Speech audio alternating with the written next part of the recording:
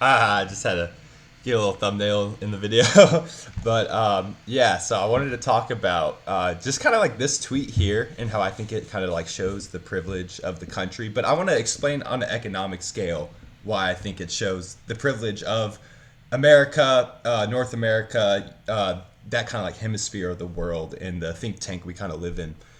So this lady says, breaking every woman in your life now has at least a small crush on Vladimir Zelensky, and there's absolutely nothing you can do about it.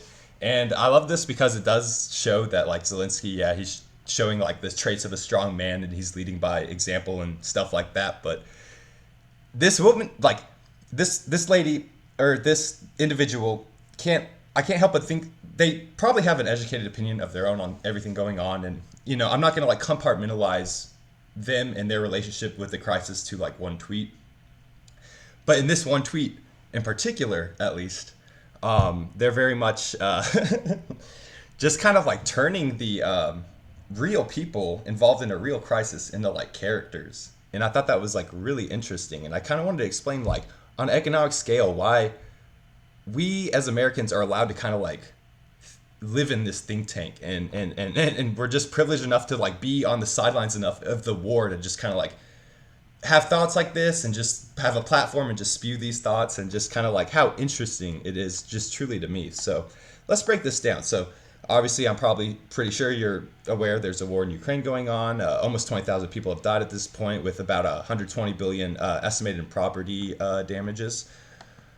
One of the interesting things we've seen is the devaluation of the Russian ruble. Now, this has gone down, like a 30% crash, almost like, something you see in like a Bitcoin bear market. At one point, it fell 44%, like peak to trough. And this is like a nation's reserve currency.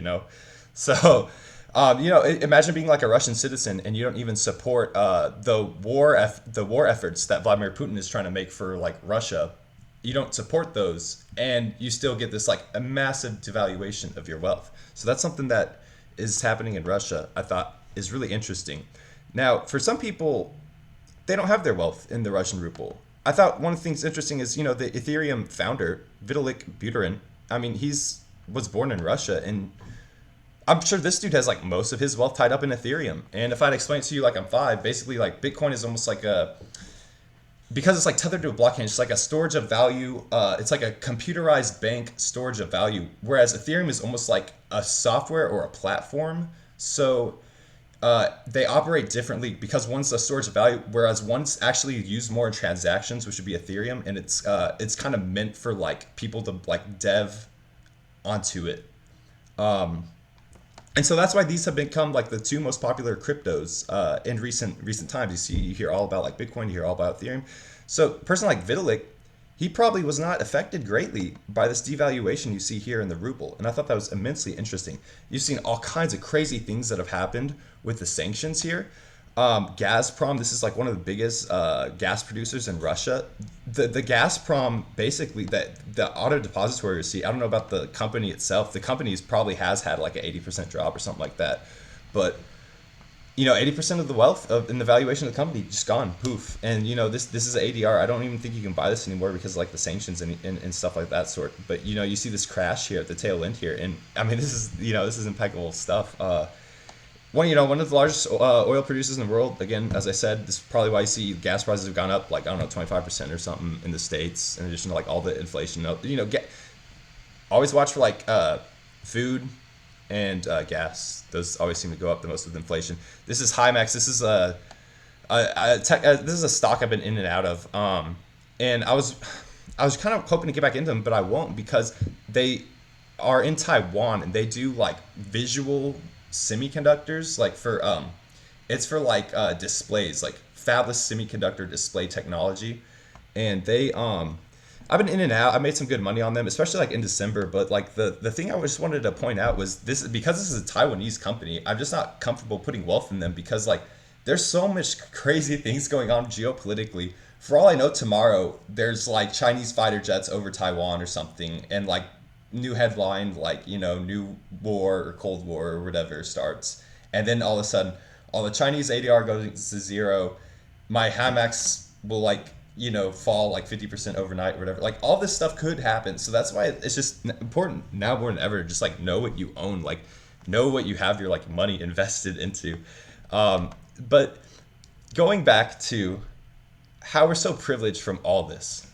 So after World War II, the United States basically kind of like rose to power. And the biggest reason why, if I explain to you like you're five again, is just non-involvement in war. You can see prosperity. So all this destruction over in Europe, all this destruction over in the Pacific, not so much destruction in North America. They're able to like build and improve and scale up with the war technology while their like homeland is okay. So they get ahead.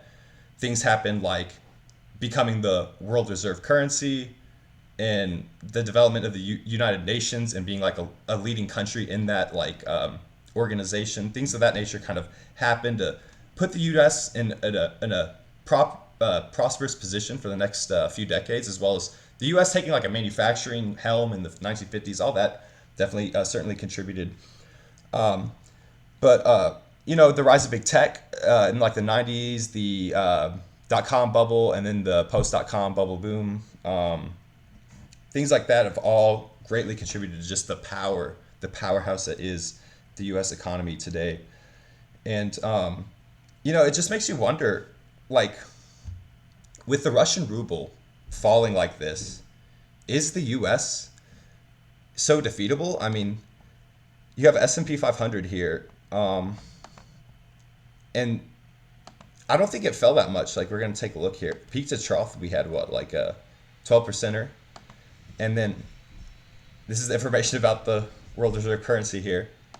And this is one of the things I want to point out. Because you are the world reserve currency, you're one of the only ways, because of like agreements with like OPEC and whatnot, oil has to be priced in dollars. There's like a certain rule about that. So it puts like an inherent value on just the US dollar that like the Russian ruble can't do that. The Japanese yen can't do that. Like the dollar just holds value in a different way than any other thing can at this state of the world. And Bitcoin is interesting because it does have like those crazy crashes and whatnot, but it's just so interesting to me that like literally holding a cryptocurrency versus like a reserve currency of a nation, there was a certain period of time where you were better off in the freaking cryptocurrency. And it's really interesting, the Bitcoin fundamentals, because even if all these countries did sanctions and whatnot, and it's really hard to think you'd see a sanction in a place like a Western thinking nation like the US with like the free ideals and the freedom ideals of like that are associated with the West and stuff of that nature. But Bitcoin essentially could like be sanctioned in all these countries, and then because of like the blockchain nature of it, it just starts being mined by all these miners in this other country where it's not banned, and it just starts popping up there. So for example, like El Salvador or something of that nature, it just will stop popping up there. It's just it has like a malleability that I think in a time like this is just kind of like important to return to that crypto thesis if that's something you're interested in. I just wanted to point that out. So what happened to the other markets? If we had the S&P 500 fall 12% through this whole thing, what all has happened? So Europe here, let's see what peak to trough more or less what happened to Europe. This is the Europe ETF from BlackRock. About 19% drop. That's almost a bear market. So they toyed with the idea of going into a bear market in Europe over this whole thing. This is the Japanese market. If you don't know about Japan, in the 80s, they had like a crazy valuation bubble. And they're still kind of like getting to all-time highs right now. And they're getting back there. And like you can see here, this whole like last like 3 decades almost has just been chopping sideways because of how valuated they were in the 80s. And so you see here, they fell, let's see. Boop, boop, boop. Oh my goodness. We had about a 19% drop, so about the same as Europe there. This is gonna be the Russian market here. We're gonna take a look at what happened to the Russian market. Oh my goodness. Oh man, what a drop, dude. That's like, what even is that, dude? So this has them falling from on 2/16/2022, $41 a share for the MSI Russia ETF to $8 a share on March 3rd, bro. In China, let's take a look at what happened in China. Keep in mind, this is all while all S&P did is it fell 12%. That's all it did. Just 12% haircut. Oh my goodness. What the? Okay, so peak to trough in China is interesting. Oh my goodness.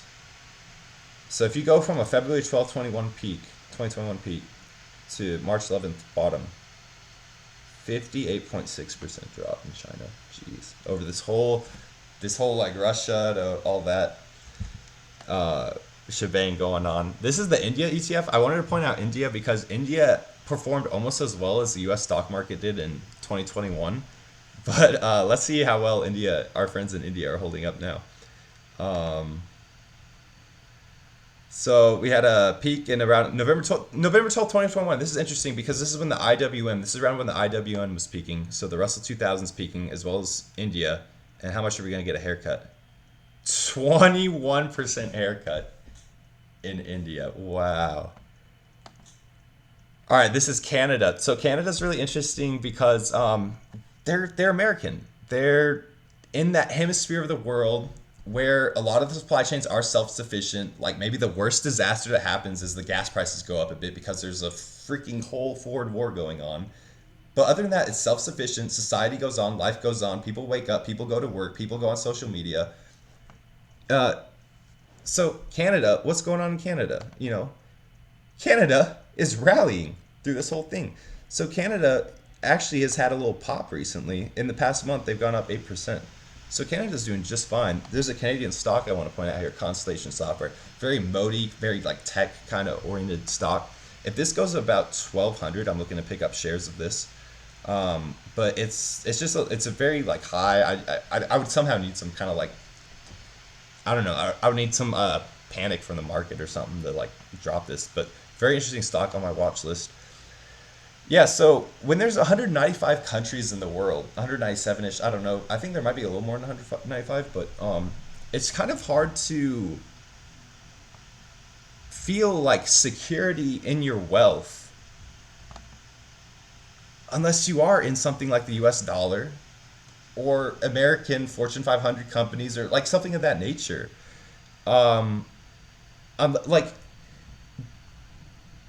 it's very, very hard with all the evidence I've presented and how drastically panicked all these markets have been.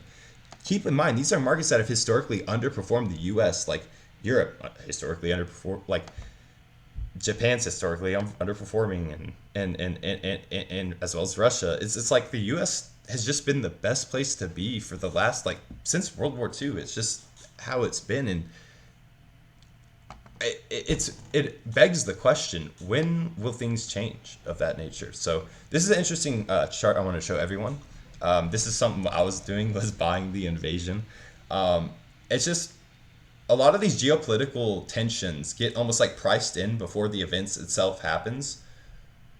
And there's so many like analysts at big banks, big hedge funds, big financials that are looking at these things like well in advance and like kind of like moving funds around and almost like pricing them into markets. So that's why like all of the last couple of weeks I was buying stocks. But yeah, this is really interesting. I thought, you could certainly buy the invasion. I wonder, the Crimean crisis ended up being a buy the invasion event. So I wonder if we'll look back on Ukraine and we'll think the same thing in the Ukraine. But yeah, thank you everyone for your time. One last thing I wanted to touch on was I hope this video just kind of helped explain why power structures seem to revolve around the USA. That was the real goal in the video. So thank you everyone for your time. Please take care and good luck with everything, for real.